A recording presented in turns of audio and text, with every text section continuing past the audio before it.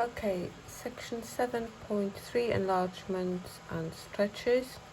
So a stretch has a matrix like this. So you've got A0 and 0B. So it's like an identity matrix.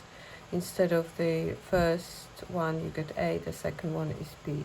As soon as you replace A and B with the same number, so K, this will be an enlargement, and it's going to be an enlargement with a scale factor of K. A stretch here, if you look at this stretch with the first entry being A, that is a stretch with scale factor of A along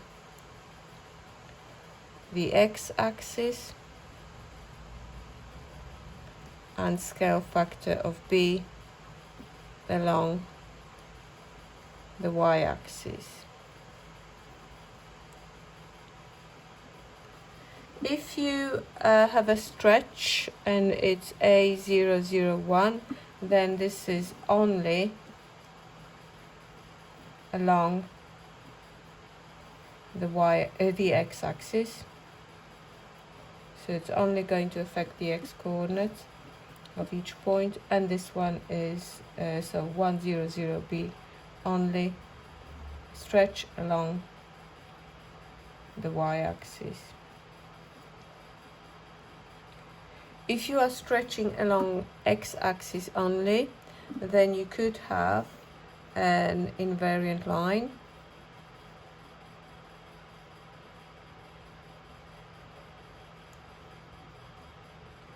Okay, so you're stretching everything along the x-axis. That line is going to be x equals 0.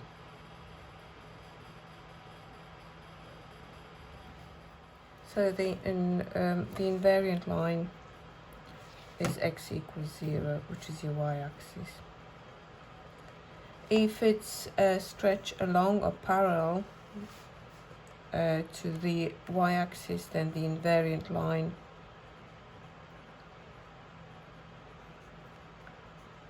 is going to be y is equal to 0, which is your x-axis. Okay, another thing to note is that as soon as you do an enlargement or stretches, then your area can be affected in those transformations. If area is affected in those transformations, then you've got a really wonderful property of the determinant. If you work it out, then the positive value of determinant is the positive scale factor of that area. If you're so it doesn't, that will represent just an absolute scale factor. If your determinant happens to be negative, it still represents the, you can use it to find the new area, for example, of an image, if you have an area of an object, but it also implies that there was some kind of reflection happening as well as the enlarging. Okay, enlargement and stretches. Let's have a look at example 8. We've got a matrix 3002. Let's find the images of the triangle with the coordinates 1, 1, 1, 2, 2, 2 under this transformation. So here's our matrix. Let's multiply it by the position vectors, which I'll put into one matrix. So that means you will have 3 and 2, 3 and 4, 6 and 4. So let's just plot it before. So 3, 2 is the first point, so 3 across 2 up. 3, 4 is the second point, 3 across 4 up. And 6, 4, hopefully I can fit it in. 1, 2, 3, 4, 5, 6. 1, 2, 3, 4 over here. So there is our image of the triangle T. Let's call it T dash. Brilliant.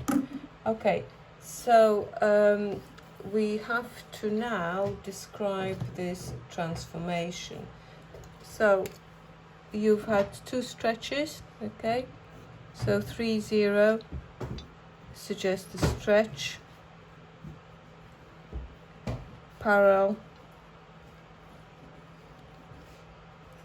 to the x-axis with a scale factor or factor of 3, and the second one implies that we've got a stretch parallel to the y-axis with a factor or scale factor of 2. Brilliant. Okay, so one more example.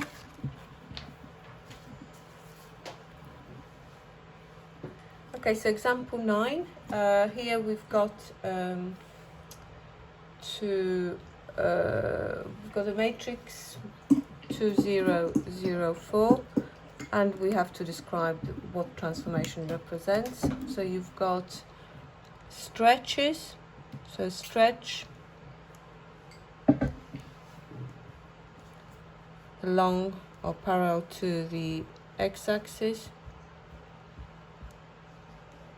scale factor of 2, and along the y-axis, scale factor of 4. Okay, part B, we've got a triangle. We've got to find the area of that triangle. So I'm going to plot it first. So let's do it. So it's 1, 0, 4, 0, and 4, 2. So it's 3 across and 2 up. So the area of T is going to be 3 times 2 over 2, which is 3 square units.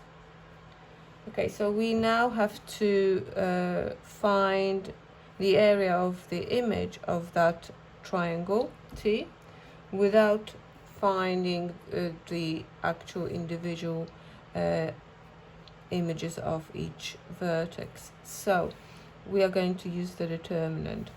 So det m, you're going to do 2 times 4 minus 0, so it's 8. Okay, now det m is equal to the scale factor. So scale factor is 8, the scale factor for the area. So the image area, so this is of T dash, is equal to det m times the area of T. So what will it be? Det m is 8, area is 3, so it's 24 square units. There you can go on to exercise 7C.